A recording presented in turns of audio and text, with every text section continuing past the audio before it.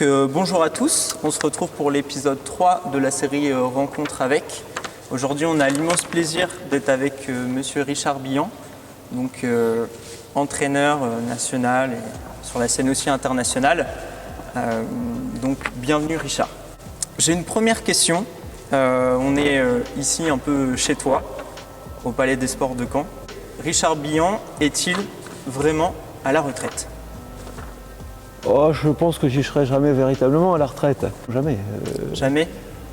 Non, jamais. Il faudrait vraiment que je sois à l'incapacité totale, mais tant que je pourrai exercer une partie de mon métier et à continuer à transmettre aux autres, que ce soit en France ou à l'étranger du reste, j'essaierai de continuer le plus possible parce que c'est vraiment une passion. Joueur, entraîneur professionnel, entraîneur national à l'INSEP. Ouais.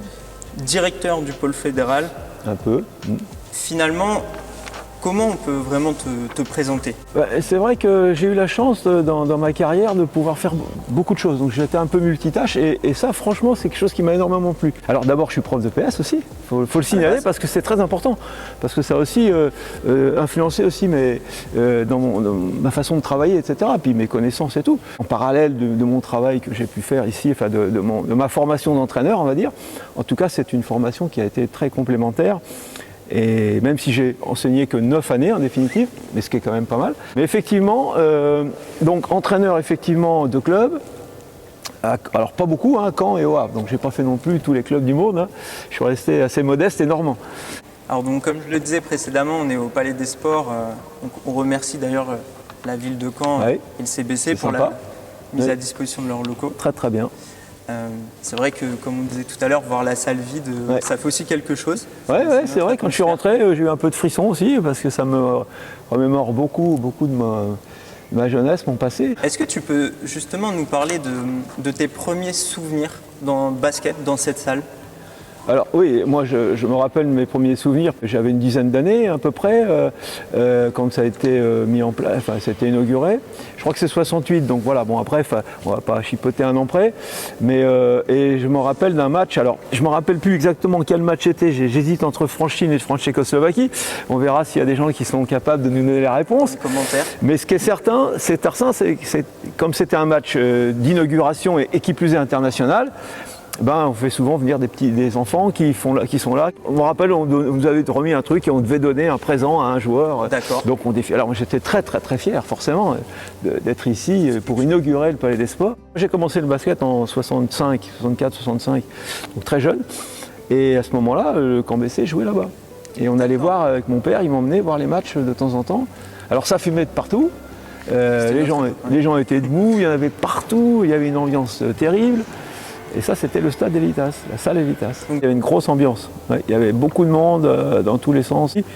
Et comme le camp BC, confirmait un peu sa montée en puissance dans ces années-là, la fin des années 60, donc je pense que le club et la ville ont dû décider de s'agrandir, de trouver une solution. Et je pense que cette solution ici, c'est-à-dire dans les locaux de la foire de Caen, ça a été une solution à moindre coût. Donc ça a été, fin de compte, pendant ces décennies-là, un bon rapport qualité-prix quand même, parce que ça n'a pas coûté cher et ça a été rentable parce qu'encore là, ces derniers temps, même si ça va être la fin, bientôt la fin, mais quand même, ce Palais des Sports, on peut dire qu'il a été rentabilisé. Du coup, pour revenir un peu plus la suite de ta carrière.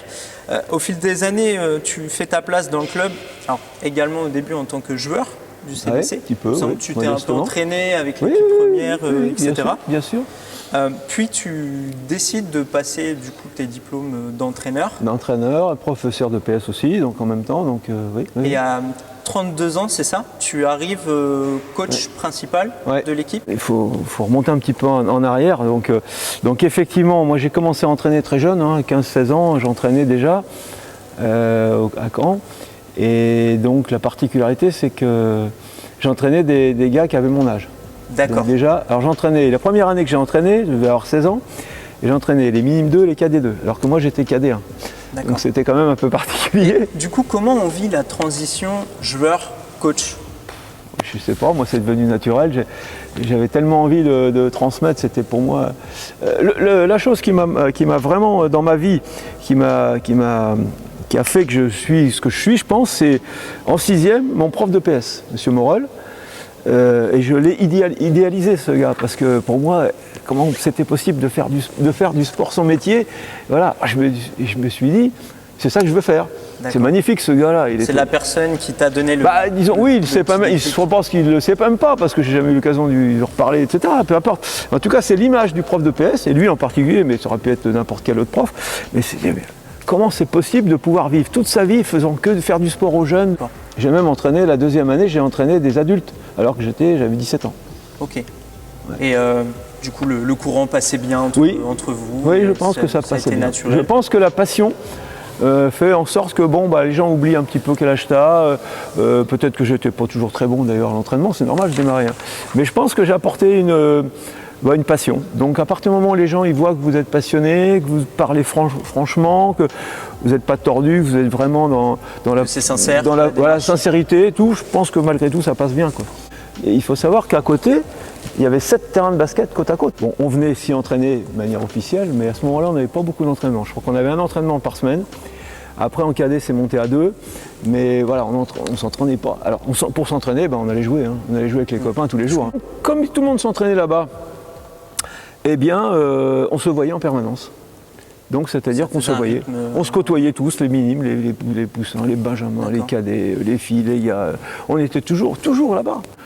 C'était vraiment, pour moi, c'était vraiment un bon moment de ma vie. Du coup, tu nous as parlé de tes tout premiers souvenirs ici. Est-ce que, parmi tous ces souvenirs, il y en a un que tu retiens tout particulièrement, un moment qui t'a vraiment marqué? Alors, j'étais placeur, moi, ici à l'escalier B. Alors, il y a le A, donc oui, le B... mais c'était à l'époque, parce que là, ils l'ont refait un peu ça. Hein. À l'époque, on rentrait par des escaliers.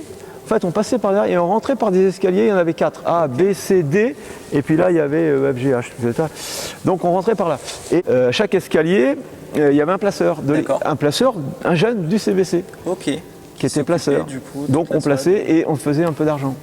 Alors, on gagnait 5 francs, ça c'était, on était payé 5 francs. À la mi-temps du match, on allait voir une dame qui s'appelait Madame Charvel, qui était là-bas, dans la petite cabane là, et on allait la voir, et puis elle nous donnait 5 francs. Et on avait les pourboires en plus. Et des fois, il y avait des gros matchs, tout ça. Et j'avais les poches pleines de pas de billets, non, mais de pièces. Ça fait clac, clac, clac, clac.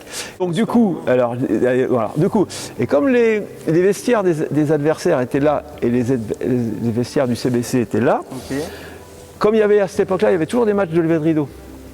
Il y avait toujours des jeunes du club qui jouaient des matchs pour occuper un peu, en attendant que donc il y avait toujours un match. Donc moi j'arrivais tôt, par exemple pour un match à 20h ou 20h30, à 20h30 je crois, on devait arriver 2 heures avant. Et donc, et les joueurs, ils posaient leurs affaires et ils venaient s'asseoir à l'escalier B, donc étaient là. Et donc j'avais tous les joueurs, donc je faisais signer les autographes. Donc à un moment donné j'avais tous les autographes des joueurs, ça a disparu, je ne sais plus où c'est ça. Et il y avait d'énormes tribunes qui montaient tout en haut de part et d'autre déjà. Hein. Donc tu avais 2 grandes tribunes énormes de chaque côté. C'est noir de monde partout, il y avait du monde partout, il y avait du monde sur les... c'était dangereux d'ailleurs, hein. Tout le monde était où il pouvait, quoi. Tu sais, ça représentait combien de personnes Difficile à dire, mais en tout cas plus qu'actuellement. Beaucoup plus qu'actuellement. Et après, moi j'ai un souvenir particulier, mais du coup j'étais pas coach à Caen, j'étais coach au Havre. D'accord. Mais la première fois que je suis revenu jouer ici. Ça t'a fait quelque chose de particulier, je suppose? Bah oui, parce que bon, moi j'avais fait 3 ans, j'avais pas été conservé, la dernière année c'était mal passé. Donc bon, je suis pas conservé, je pars en courte saison, et l'année d'après je signe au Havre. Et un des premiers matchs de la saison, c'était pas le premier, mais ça fait partie des 4-5 premiers matchs, c'était quand on recevait le Havre. Et je revenais ici. Un symbole, du coup. Et on a gagné. D'accord. Et on a gagné. Ça aurait été n'importe où en France, ça n'aurait pas eu la même valeur. Mais c'était à Caen, quoi. Retour à Caen, retour aux sources, et là, boum. J'arrive avec une équipe diminuée, je dis qu'est-ce qui va se passer? On va se prendre une volée. Et puis en fin de compte, je sais pas, il s'est créé quelque chose, il y a eu un truc, un déclic, et on a gagné le match. Merci beaucoup, Richard, pour cette première partie. Ok. On va se retrouver du coup dans quelques instants pour la partie numéro 2, cette fois-ci dans un autre lieu mythique de la ville de Caen.